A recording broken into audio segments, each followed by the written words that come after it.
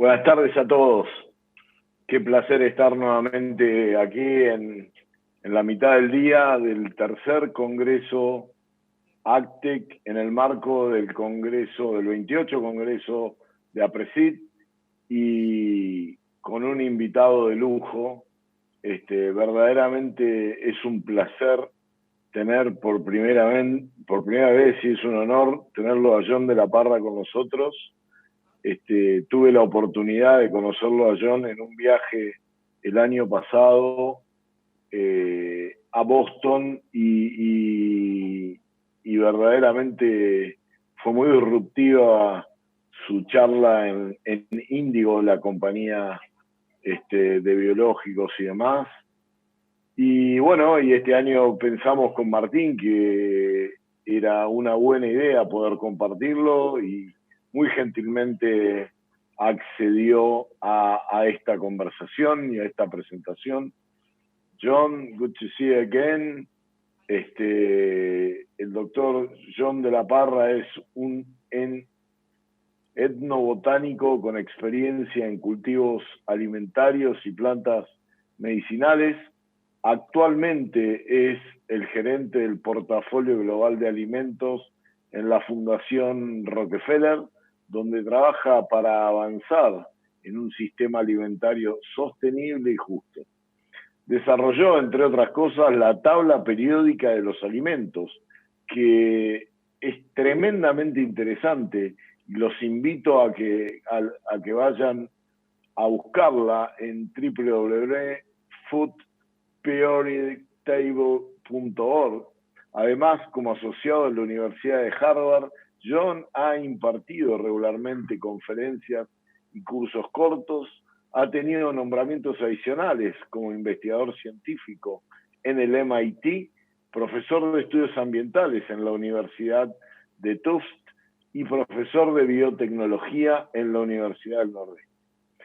John creció, además, en una granja en una zona rural de Alabama, y su familia, una parte de ella, la de su padre, es originaria de México y su mamá de Surinam, de América del Sur. Y las primeras enseñanzas de su abuela sobre las plantas fueron las que lo inspiraron a convertirse en un etnobotánico actualmente. John, un placer tenerte con nosotros. Gracias nuevamente por estar acá. Va a ser un placer para nosotros escuchar tu presentación y luego poder conversar y hacerte algunas preguntas. Tu tiempo, John, a disfrutarlo. Hello, everyone. I'm John de la Parra. A todos, yo soy John de la Parra, soy investigador de la Universidad de Harvard y gerente del Global Food Portfolio de la Fundación Rockefeller. Quiero agradecerles la posibilidad de estar acá con ustedes y de la invitación. Realmente es un placer para mí estar acá y ser parte de esto. Lamento no poder estar personalmente, espero poder hacerlo en el futuro. Voy a compartir la pantalla. Yo voy a hablar de los procesos del desarrollo de sistemas alimentarios más nutritivos y sustentables, desde el conocimiento de los pueblos originarios al Big Data. Estos son conceptos que yo promuevo a través del trabajo que hago en la Rockefeller Foundation. Vamos a hablar un poco de mí. Así me conocen un poco. Yo crecí en un campo en Alabama, en el sur de Estados Unidos. Nosotros cultivábamos los alimentos que comíamos, como siguen haciendo mis padres en la actualidad. También criaban cabras. De allí es que yo aprendí de la maravilla de la agricultura y de la resiliencia de poder vivir de los alimentos que uno produce. Yo me capacité en biotecnología vegetal, química vegetal y etnobotánica. He desarrollado el entendimiento y conocimientos con respecto a cómo los pueblos originarios desarrollaban sus propias tecnología y empecé a pensar cómo las tecnologías globales que ahora utilizamos se integran aquellas prácticas y cómo logramos aprender de aquellas. Mis áreas de investigación son la ingeniería genética, ambientes controlados y la fenotipificación vegetal. Em, yo doy cursos y clases en la zona de Boston, en donde vivo actualmente, en la Universidad de Tufts, y también en Harvard y en otra universidad. Doy cursos sobre biotecnología agrícola, el futuro de la agricultura, plantas medicinales y también del trabajo a campo que nos permite entender cómo extraemos información y datos del campo. Mi trabajo es una interfase entre los conocimientos de los pueblos originarios y lo que se obtiene a través de las tecnologías más avanzadas de la actualidad. Una de las áreas en la que trabajo es la etnofitotecnología con la profesora Cassandra Quayon.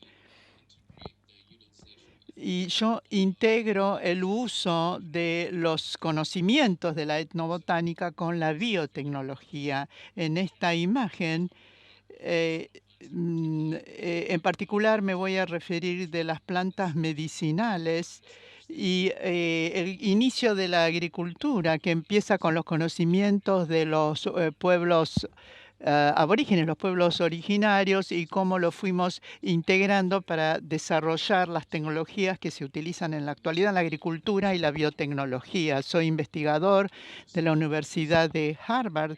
Destino la mayor parte de mi tiempo trabajando con herbarios, que es una colección de plantas disecadas, y yo las utilizo para catalogar la biodiversidad.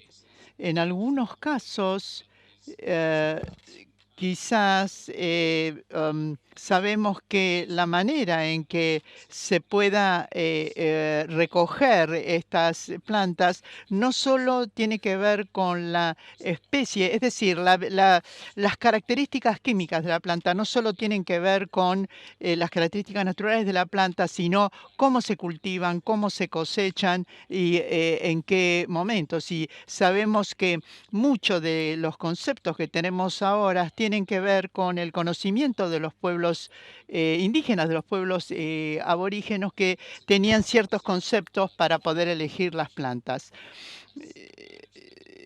Yo soy gerente de el Food Portfolio de la Fundación Rockefeller, que tiene que ver con distintas iniciativas agrícolas, incluida el trabajo de el señor Borlaug, que fue premio Nobel, Norman Borlaug, que fue premio Nobel de la Paz en la década del 60. Él fue el impulsor de la Revolución Verde en un momento en donde él se dio cuenta y advirtió que con los agroalimentos que producíamos no íbamos a poder alimentar a toda la población mundial. La Revolución Verde trajo a su vez innovaciones agrícolas que modificó de alguna manera la accesibilidad y el uso del agua, ya que las nuevas tecnologías requerían mucho uso de agua, y a lo mejor estas tecnologías impactaron al mundo, quizá no de la mejor manera. Yo trabajé en varios de estos proyectos que tienen que ver con estos temas. También hice trabajos de colaboración con distintos proyectos. También la optimización de ambientes controlados, cómo podemos controlar y mejorar los ambientes. También vamos a hablar del trabajo a campo etnobotánico, en el área de la etnobotánica. También trabajé en la ingeniería de vías metabólicas vegetales, por ejemplo, cuáles son los compuestos de las plantas medicinales, y también el análisis de metabolitos de las plantas novedosas. Un interrogante que siempre me planteé durante mi vida, durante mi trabajo de investigación, es ¿por qué necesitamos la innovación? Y hay varias razones. Una de ellas es el cambio climático. Eh, Todos sabemos que hay un desvío en la temperatura. Acá vemos la curva, cómo ha subido entre el año 1880 y el año 2020. También esto tiene que ver con la reubicación de campos en lugares donde hay más agua, el crecimiento de la población. Para fines de siglo se espera que haya 10.500 millones. 10.500 millones de habitantes en todo el mundo. Quizá a mitad de siglo empiece a bajar este número de población, pero en algún momento va a haber más de 10.000 millones y se estima que el 93% de este aumento poblacional se va a dar en África y en Asia. Y al mismo tiempo se espera por este motivo que va a haber cada vez más disparidades en la tierra cultivable. Se ha visto una reducción en la tierra cultivable, quizá debido al aumento de la población o a la sobrepoblación.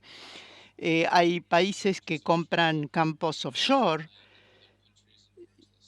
o en otros países para poder cultivar para ellos y se reduce la cantidad de tierras abiertas de pastoreo para la producción de alimentos para consumo humano. Algo que de alguna manera que junta todo esto es que cada vez hay más desconfianza respecto de la agricultura. Esto quizás es algo que lo contribuye o esto es alimentado, sí, exactamente, por una generación de falta de información. Hay miedo a la innovación y quizá no hay suficiente legislación al respecto. ¿Cuáles son las expectativas comunes de los consumidores? ¿Qué es lo que quieren los consumidores? Todos quieren alimentos nutritivos de calidad, un tratamiento humanitario de los animales, inocuidad en los alimentos, una producción de alimentos que sea sensible al cambio climático y, por supuesto, también esperan cantidad suficiente. O sea, esto tiene que ver con la cantidad y con la calidad, sobre todo, de los alimentos. Algunas otras percepciones tienen que ver con inquietudes respecto a la inocuidad de los alimentos, alimentos importados, pesticidas, OGMs. Todos se preocupan por estos puntos y la manera en que esto influye en la inocuidad. Y también algunos consumidores tienen una percepción especial por los costos que aumentan de los alimentos en virtud de la alta calidad o porque desean comprar alimentos saludables. Muchos consumidores tienen el sentimiento, tienen la sensación de que el sistema de alimentos y la producción de alimentos no va por el camino correcto. Porque están faltando algunas cosas, faltan datos e información y además necesitamos un traslado claro o una traducción clara de estos datos hacia la práctica. El consumidor promedio no tiene suficiente información para poder entender todo esto. ¿Cómo se traduce esto? ¿Cómo lo trasladamos? El conocimiento crítico o el conocimiento de la investigación a algo que el consumidor pueda utilizar. Tenemos que reconocer cuáles son las inquietudes de los consumidores, tenemos que comunicar valores y tenemos que destacar cuáles son las innovaciones que tienen que ver con esos valores. Tenemos el ejemplo de los transgénicos, de los no OGMs. Esto es un tema bastante controvertido. Hay muchos ejemplos de cómo no hay una compatibilización entre los valores que se informan y la percepción. Por ejemplo, el arroz, quizá el mensaje que puede acompañar esto es que se trata de evitar la desnutrición en el mundo. Sería maravilloso tener maníes que no contengan aflatoxina, de manera que no generen alergias. Y sería importante que los usuarios entiendan cómo utilizamos las tecnologías para evitar o para mejorar esto, y también, por ejemplo, cuáles son los valores de supervivencia que tiene el trigo. La agricultura es un proyecto únicamente humano, es una iniciativa humana. Se puede generar confianza reconociendo que la agricultura es esto, pero también es una práctica holística, interconectada. Desde el punto de vista tecnológico, esto significa que necesitamos pensar en colaboraciones revolucionarias. La Universidad de Cornell identificó 8 disciplinas en las que podemos enfocar: ciencia de los datos, agricultura digital, biología del genoma, humanidades y artes, la biología de las infecciones, la ciencia a nanoescala y la ingeniería molecular. Algunos de estos temas son parte de los avances tecnológicos, pero también entendemos que las ciencias sociales y las humanidades y el arte ayudan a transmitir confianza a las personas, a los usuarios. Esto explica por qué la agricultura es un área holística. También tenemos que hablar de las innovaciones políticas en la cantidad, pero especialmente en la calidad de los cultivos. Esto es la función que ha cumplido la colaboración, esta colaboración revolucionaria. Sabemos que la agricultura lleva más de 10.000 años en donde se ha implementado la inteligencia humana. En esta imagen que he sacado de un artículo del Insider, y quiero que piensen un minuto a ver si reconocen qué es esto, a qué cultivo corresponde. Mientras tratan de adivinar, les muestro esta otra diapositiva y ven que esto es un precursor del maíz. El maíz que comemos y el maíz que utilizamos para alimentar animales. Esta es el tiosinte. A la derecha ven que esta planta tenía granos pequeños, y después de miles de años de intervención humana, la transformó en el maíz moderno que comemos en la actualidad. Esto quizás es un poco más difícil. Piensen un segundo de predecesor de qué cultivo es esto. Es una zanahoria,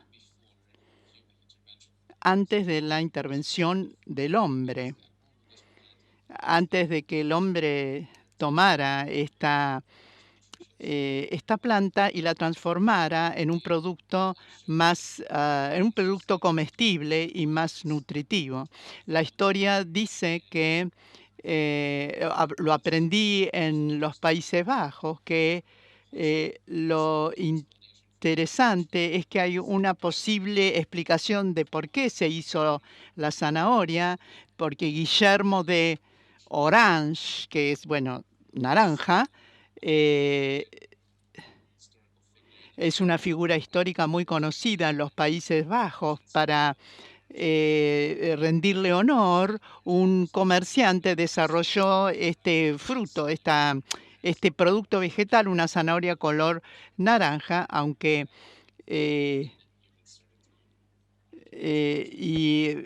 digamos, las zanahorias más comunes son las zanahorias color naranja, pero también hay zanahorias color violeta o zanahorias azules o más oscuras. Pero Bueno, es interesante cómo se han desarrollado los cultivos del pasado, de la antigüedad ahora, y acá vemos otros casos de frutas y vegetales que conocemos comúnmente antes de la intervención del hombre. Hay una historia muy interesante. Esta es sandía, la del medio. Hay una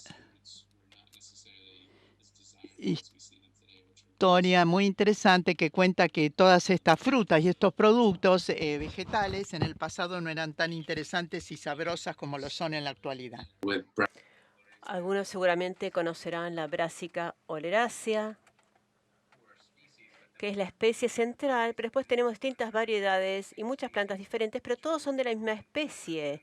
A través de la intervención humana, el mejoramiento genético, vemos coliflor, kale, repollo, brócoli, repollitos de Bruselas, corabi, son todos de la misma especie, pero a través del mejoramiento genético tenemos estas plantas.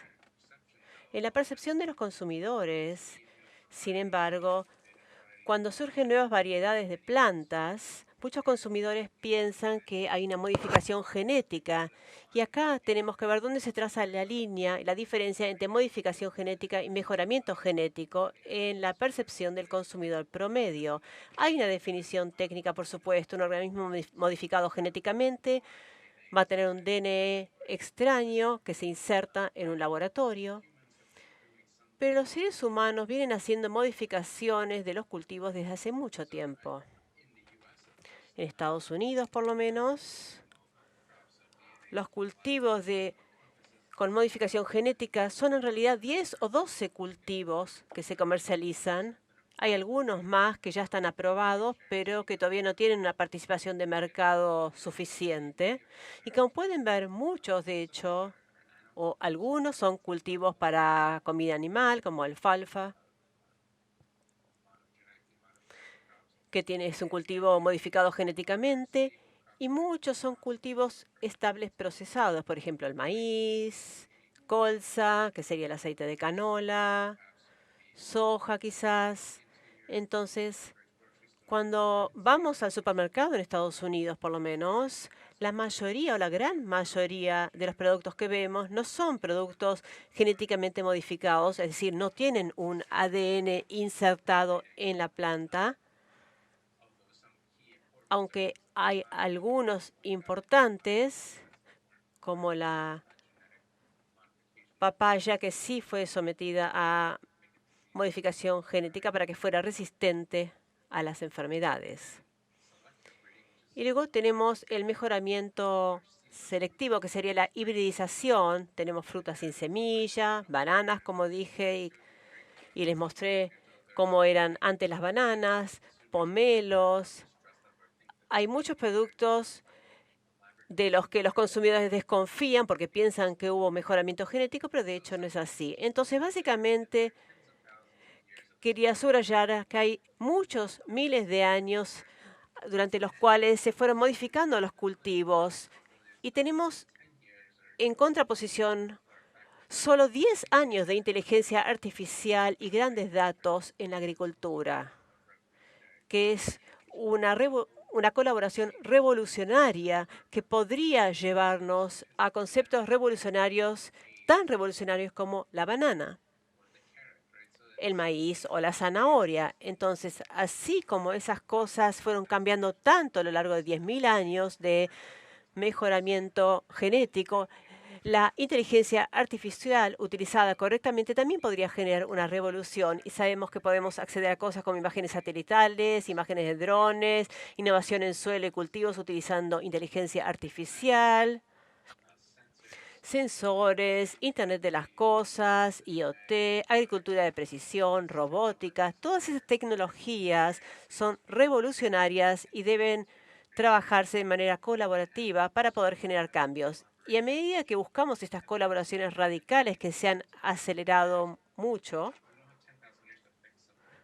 no tenemos 10.000 años para resolver algunos problemas que mencioné al principio. Tenemos muy pocos veranos por delante.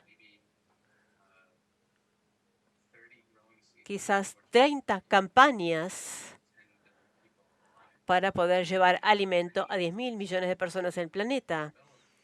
Y no tenemos tantas campañas para desarrollar una nueva zanahoria o maíz o esas cosas que pueden cambiar la historia humana. Pero mientras analizamos la inteligencia artificial y los grandes datos, tenemos que tener en cuenta los sesgos con respecto a los grandes datos y tenemos que escuchar a los consumidores. Necesitamos confianza para poder incorporar estas tecnologías. Y a veces escuchamos decir que los grandes datos solo sirven para esos mismos datos. Y ese es un concepto importante. Los datos por sí mismos pueden manipularse de muchas formas diferentes. Tenemos que asegurarnos de que los estemos analizando, buscando los sesgos que podrían existir en esos datos. Y no tenemos que ignorar a los productores que producen estos alimentos. No podemos tampoco ignorar el conocimiento de los sistemas agrícolas de los pueblos originarios. Los sistemas agrícolas de los pueblos originarios también valoran la uniformidad, la calidad y la inocuidad de los alimentos. Voy a hablar ahora un poco más acerca del trabajo que hice en etnobotánica y voy a explicarles cómo podemos utilizar el conocimiento de los pueblos originarios, por qué es importante y cuánto podemos aprender de los conocimientos de los pueblos originarios en cuanto al uso de las plantas y las frutas como medicamentos. Se dice que el alimento es el medicamento originario. Entonces, las plantas, los alimentos, las medicinas están en una línea continua. Algunas cosas pueden utilizarse para enfermedades agudas, pero hay muchos alimentos que sirven para mantener una buena salud. Sabemos que el 80% de la población mundial depende de preparaciones de plantas crudas para la mayoría de sus necesidades médicas. Entonces, utilizan estas plantas para tratarse. Por tanto, esto es muy importante para la mayoría de los sistemas de salud.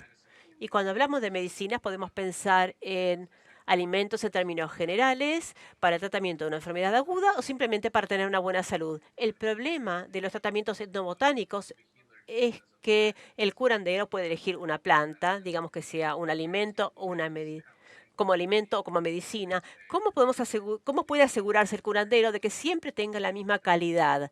Cuando elegimos una hoja en el bosque, ¿cómo sabemos que siempre va a tener los mismos componentes? Ese es uno de los desafíos que enfrentan los tratamientos médicos, pero también la elección de los alimentos en general. Entonces, la reproducibilidad de los productos.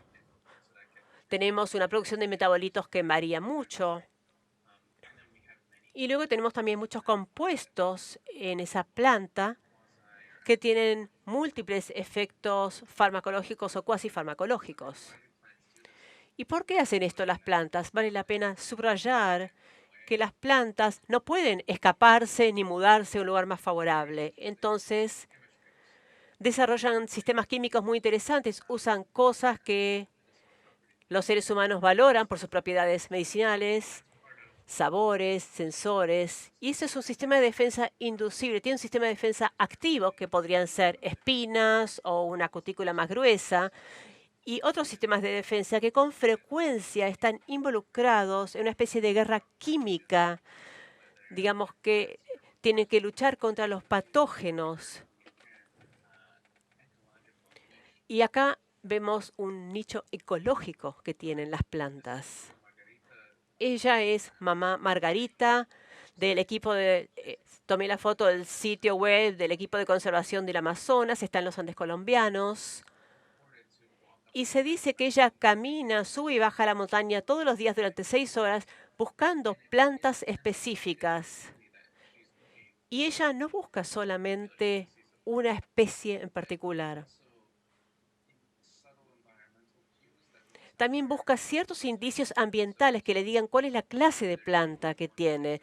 Si crece en un lugar o en otro, si crece en un estado en particular en otro, quizás si hay presencia de insectos o no. Todas esas cosas cambian la química de una planta, lo cual a su vez puede cambiar el efecto real o cuasi farmacológico de una planta o un alimento.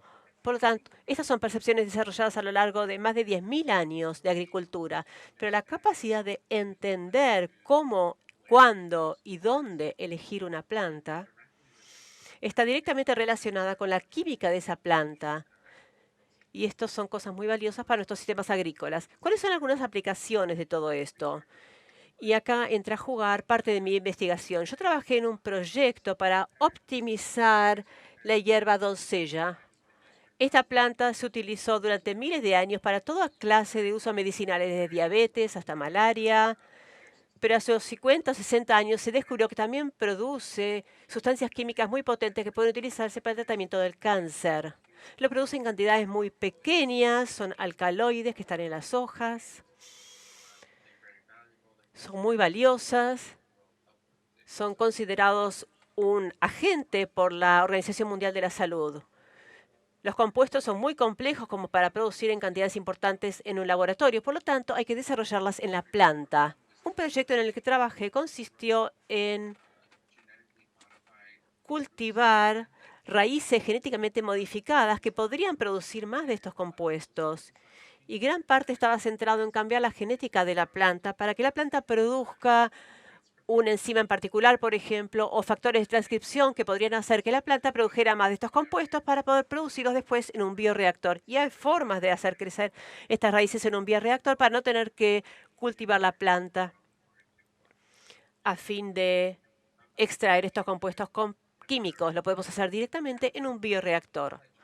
Resultó que toda la ingeniería genética no logró muchos cambios en la planta, pero me hizo pensar en cómo podemos hacer que la planta produzca más de estos compuestos.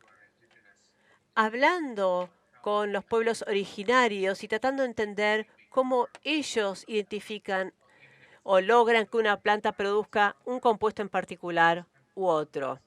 Estos compuestos químicos en la planta se reflejan en el uso de la planta.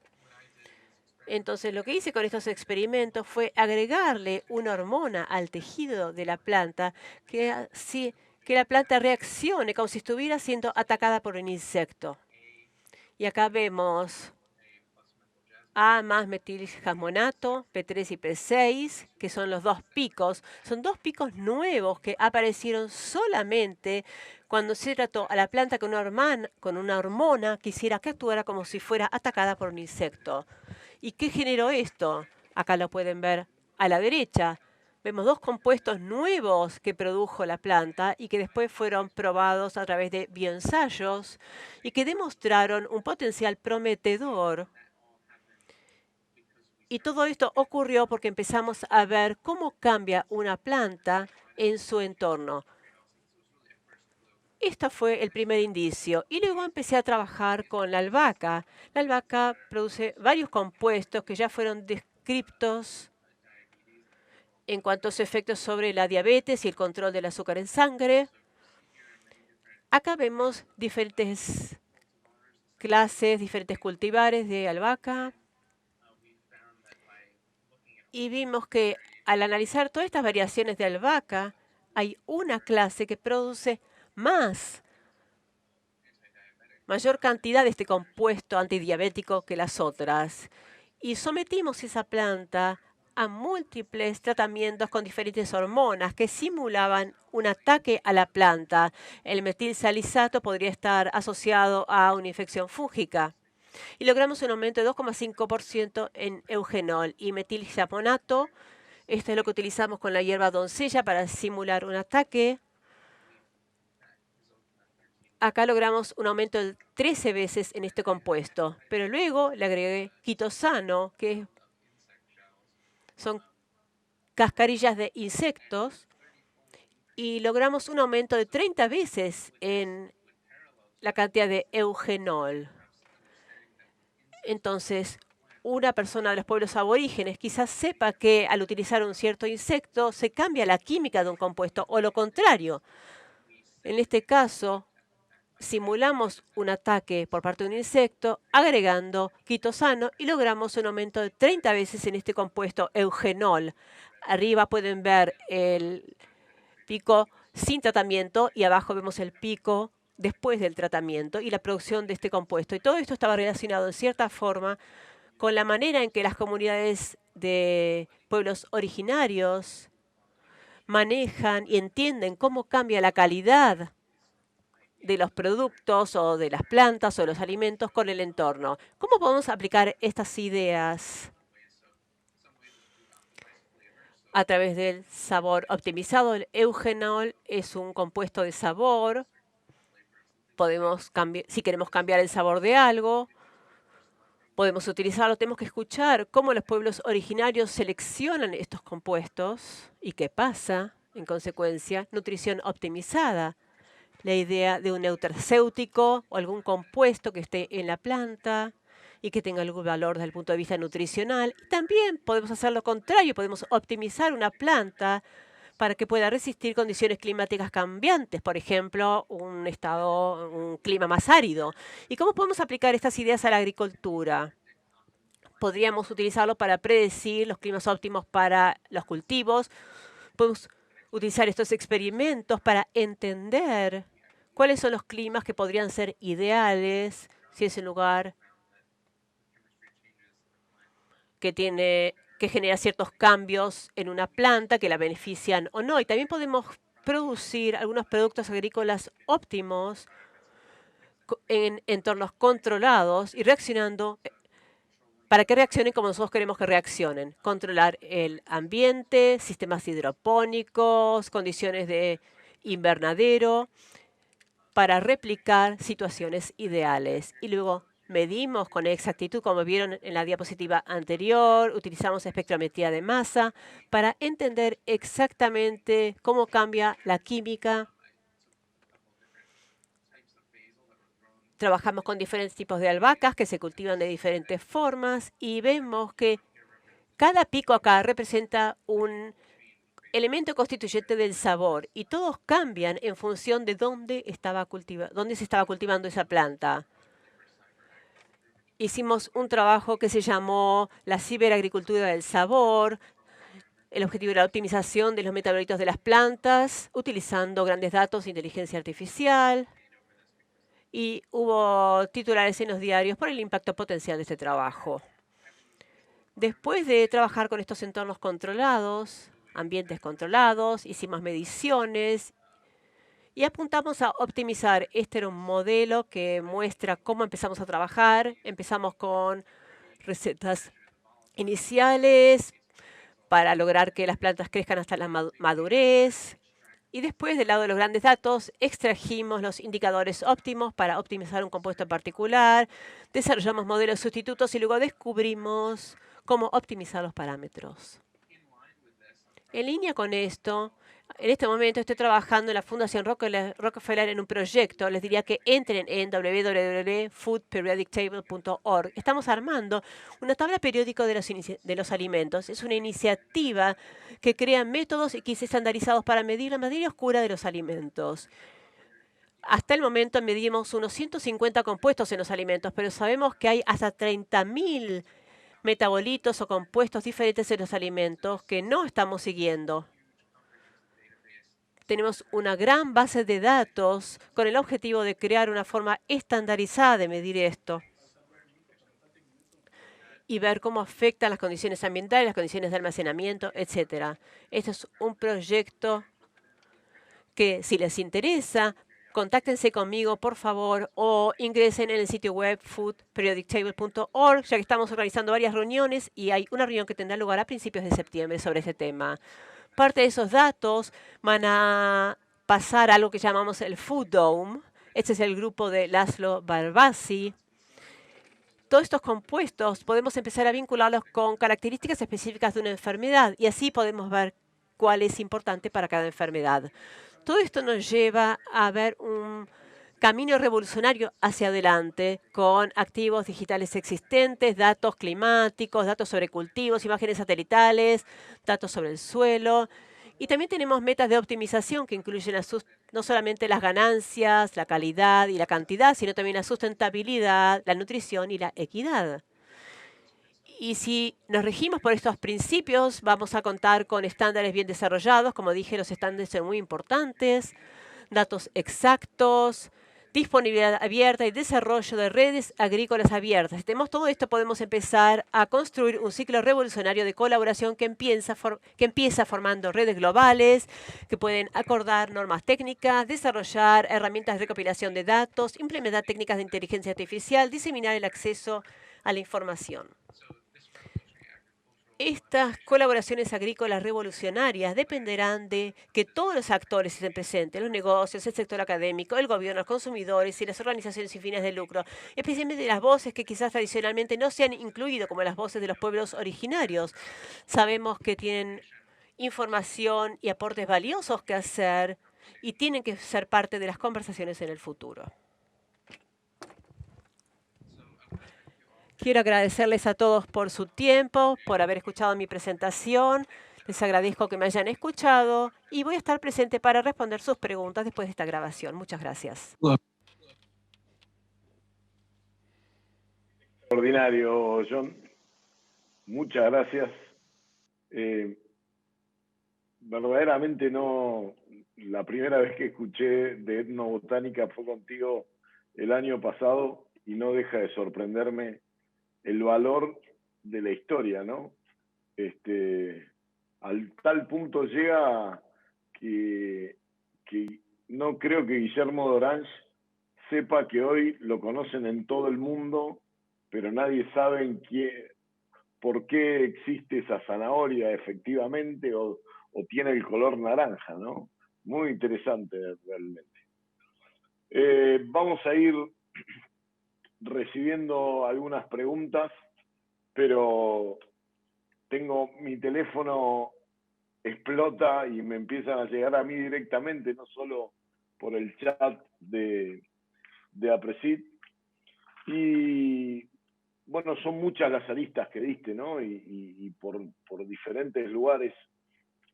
La desconfianza de los consumidores es creciente y tal vez el exceso de la información no colabore demasiado, ¿no? Por la gran cantidad de mala información que hay.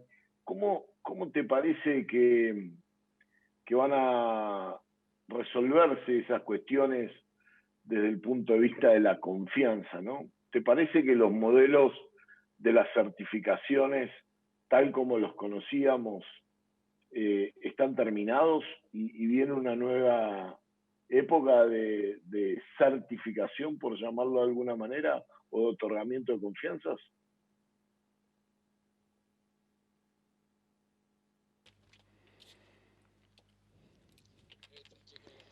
Gracias, Julián. Gracias por las preguntas. Con gusto las voy a responder. En lo que respecta a la confianza, creo que lo primero que me viene a la mente es el estado actual del mundo. Nosotros tenemos más acceso que nunca como consumidores, o nuestros consumidores tienen como nunca acceso a los conocimientos, a la información misma, pero esto significa que también hay mucha mala información, información que no es correcta y que puede ser aprovechada por actores oportunistas en el sistema alimentario. Pueden ser los políticas, gente de negocio que tienen otros objetivos y que lo publican en Internet, que es una fuente muy importante para darle a la gente información sobre el sistema alimentario. Siendo científico como soy, creo que lo que necesitamos son buenos datos y generar buenos datos, pero luego traducción. Yo ya hablé de la traducción, del traslado. Muchos consumidores desconfían de la ciencia misma porque hay opiniones que entran en conflicto, opinión que da otras personas, quizá no científicos, pero políticos o gente de negocios. Es parte del cuadro que hablé hoy, todas distintas disciplinas que entran en lo que va a ser el futuro. Necesitamos equipos de gente que puedan hacer esa traducción, ese traslado. Tenemos los datos, pero tenemos que traducirlos y explicarlos de una manera que el consumidor pueda entenderlo y entonces confiar.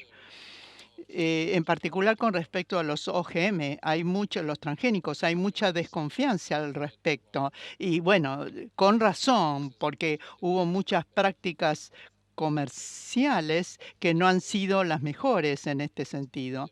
Y esto ha contribuido a la desconfianza.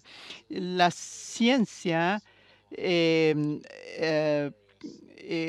a veces se presta a esos actos no tan loables. Hay gente que es muy buena para traducir, para trasladar la información de la ciencia, de manera que la persona común, la persona promedio pueda entender. Hay una historia con respecto a la papaya en Hawái. La papaya hawaiana estaba por extinguirse, la industria de la papaya, porque por el hecho de poder tener papayas genéticamente modificadas, se salvó la industria y ahora la gente está comiendo papayas genéticamente modificadas. Eh, Hay otras historias como el arroz dorado, el golden rice, que hay un tema con las relaciones públicas. Es una historia muy larga para contarla acá, pero este arroz es un arroz genéticamente modificado para tener betacaroteno en el arroz mismo, de manera que la gente prevenir una deficiencia. Y estos son historias de éxito que contribuyen al lado positivo de estas tecnologías. Y creo que esta es una manera para generar confianza. No es fácil para nada. En particular, yo creo que vemos algunos políticos que les gusta el populismo y que entonces es fácil generar una reacción entre la gente en lugar de analizar la ciencia y tratar de trasladarla y traducirla para que podamos entender exactamente qué es lo que está pasando. O sea, creo que es ese sistema, tener buenos datos, confiar en las organizaciones que nos den buenos datos para tener y que tengan la gente que logren traducir esa información en historias positivas, en mensajes positivos. Gracias, John. Por aquí tengo dos preguntas que voy a fusionar en una. Una de ellas dice, ¿cómo podemos conseguir que la tecnología actual se una o fusione con los conocimientos ancestrales de los pueblos originarios, de esos 10.000 años de historia que nos preceden, y capturar todo ese valor para los sistemas productivos actuales? Y a esto le agregamos, ¿actualmente estás trabajando con alguna de estos pueblos originarios en particular?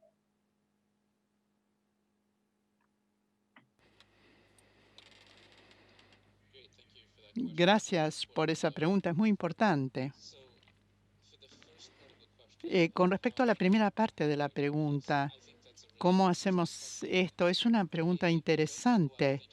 Requiere mucho pensamiento y yo pensé mucho al respecto. Yo hablé de los pueblos originarios al principio. Esta palabra medio como la que inventé, no sé si la van a poder traducir, etnofitotecnología. Esto tiene un aspecto antropológico y esto es el conocimiento de los pueblos originarios. Y también tiene que ver con la parte de biotecnología. El conocimiento humano es una cosa. Tenemos un entendimiento constante de cómo nos interrelacionamos con las plantas y cómo hacemos nuestros alimentos y nuestras medicinas de estas plantas. El conocimiento que tenemos ahora, de alguna manera, es heredado de nuestros ancestros, aborígenes. Nosotros ya exploramos en esto. Sin embargo, nosotros tenemos pueblos originarios en todo el mundo que siguen teniendo este conocimiento que no ha sido traducido a una forma que pueda ser utilizado por el resto del mundo. Pero tenemos que tener en cuenta dos cosas. Lo más importante es que tenemos que proteger a estas personas, a estos pueblos originarios, porque estos pueblos tienen conocimiento que una vez que se pierda, se perderá para siempre y no vamos a poder recuperarlo nunca. Y esto es muy valioso, muy precioso e importante. Y la segunda parte de esto es que este conocimiento no se trata de que lo tomemos y lo explotemos. Todo conocimiento que compartamos con los pueblos originarios hay que hacerlo de una manera muy cuidadosa para garantizar que no estamos infringiendo los derechos humanos de estas personas y que también podemos sacar el mayor beneficio para todos. Tiene que haber una reglamentación internacional que se ocupe de cómo interactuamos con los pueblos aborígenes, respetar su soberanía, respetar sus conocimientos. Está el protocolo de Nagoya. Cualquier tecnología, el conocimiento mismo que proviene de los pueblos aborígenes tiene que ser compensado de manera apropiada y preservado de alguna manera. ¿Cómo hacemos esto? Yo creo que la primera respuesta es hacerlo con cuidado y con mucho respeto. Y tiene que hacerse de una manera que se integre, de manera que no sea un camino de ida simplemente, sino dejar, digamos, no es algo que le sacamos a los pueblos originarios, es algo que compartimos y de manera beneficiosa. En mi trabajo de fitotecnología, hablo de que hay distintas maneras en que podamos compartir ese conocimiento de los pueblos originarios para, por ejemplo, sacar beneficios de cómo podemos hacer plantas medicinales. Los pueblos originarios siguen utilizando las plantas para hacer medicinas y la ciencia no lo termina de entender mucho. Entonces, a ver si podemos entenderlo mejor, si podemos utilizar las plataformas que tenemos en la sociedad industrializada para sacar más provecho o para preservar la biodiversidad. Eso sería como un feedback y pensar que somos todos humanos, obviamente lo somos, pero no que es un camino de ida, que se lo sacamos. Yo estoy trabajando con esos pueblos originarios. Si yo estoy trabajando, me preguntan, en mayo de este año tenía digamos, lo que hago en la Universidad de Harvard, mi puesto en la Universidad de Harvard, tiene que ver con los trabajos con los pueblos originarios. No estoy trabajando yo con los pueblos originarios directamente. Lo que hice, esta tabla periódica de alimentos, los alimentos que nosotros elegimos para analizar en esta tabla han sido a través de la identificación de 12 regiones en todo el mundo en donde hay pueblos originarios. Entonces, o sea, hay accesiones en esa base de datos que obtuvimos de estos pueblos originarios, pero queremos asegurarnos y garantizar que también estamos analizando alimentos que consumen los pueblos aborígenes. No queremos que sean solamente las comidas o los alimentos que vamos a comprar al mercado acá. O alimentos que se consumen solo a gran escala. Estos alimentos tienen un gran impacto en el medio ambiente, en la agricultura y en la salud, porque los pueblos aborígenes utilizan alimentos que tienen compuestos químicos que son muy saludables o que pueden beneficiar al mundo de distintas maneras. Así que sería interesante poder analizarlos y compararlos con los alimentos que nosotros producimos y comemos, mandioca, trigo y otros. Esto también puede traer que generes nuevos conocimientos de productos que por diferentes razones a lo largo de la historia fueron desechados y la humanidad no los capturó y no los fue multiplicando y demás. ¿Ves que esto es posible y que puede haber como un cambio en la tendencia de consumo para capturar nuevos que estaban poco consumidos o algunos inexistentes, tal vez?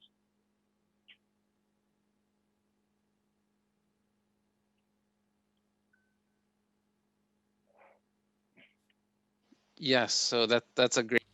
Sí, ese es un punto interesante. Eso es lo que esperamos que ocurra con este proyecto, precisamente. Nosotros nos estamos enfocando de 8 a 10 cultivos. De ahí proviene la mayoría de las calorías que consumimos. Buena parte de este proyecto fue financiado por la Rockefeller Foundation.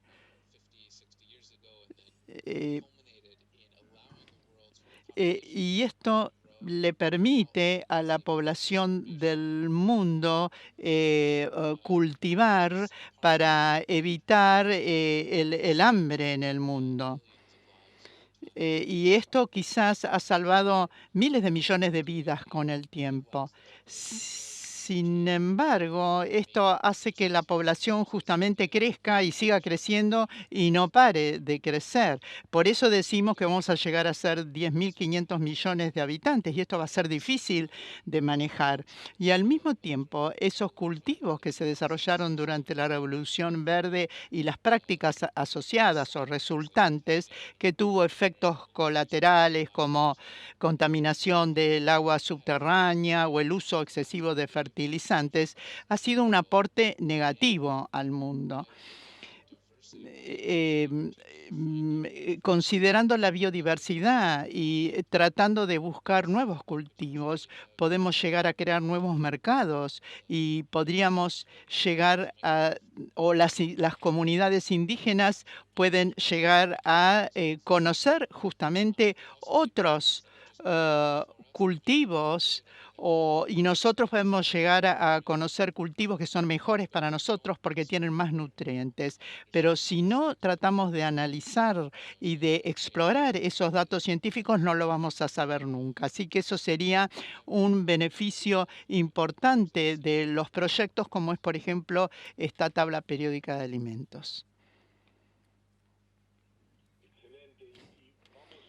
A tratar de participar del Food Dome y de esa reunión que hablas a principios de septiembre. Así que los invitamos a todos a que se suman al newsletter que está invitándonos la fundación y demás. Por último, y para no robarte mucho más tiempo, que estás seguramente muy ocupado, John, hablas de los ambientes controlados. Los ambientes controlados, depende del lugar del mundo en donde estés parado, ya son una realidad y Japón es el mejor ejemplo de esto, ¿no? ¿Lo ves que va a ser parte de la solución y vamos a poder estar capturando en esa combinación de lo que 10.000 años de historia nos viene trayendo y estas nuevas prácticas? Traer diferentes variedades de papines que hay, se dice que en el Perú y en Bolivia de la cultura incaica hay unos 3.000, 4.000 variedades de papines que ni siquiera conocemos. ¿Lo ves llevando al ambiente controlado, al invernadero domiciliario o al lugar de la regionalización y no ya al lugar de concentración?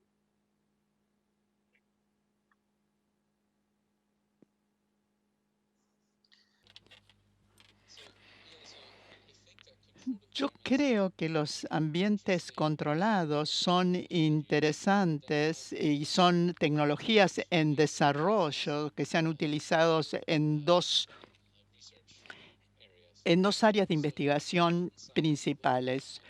Por un lado, se trata de ver cómo optimizamos la producción y en ese caso necesitamos un cultivo que tenga valor y que ese valor pueda aumentar por la química o por sus valores nutritivos, nutricionales.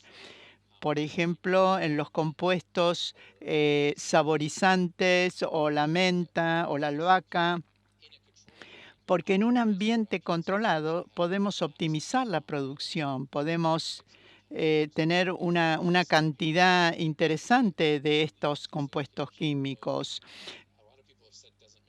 Por eso hay gente que dice que no se puede cultivar los cultivos que nos ocupan tanto espacio, como el trigo, por ejemplo.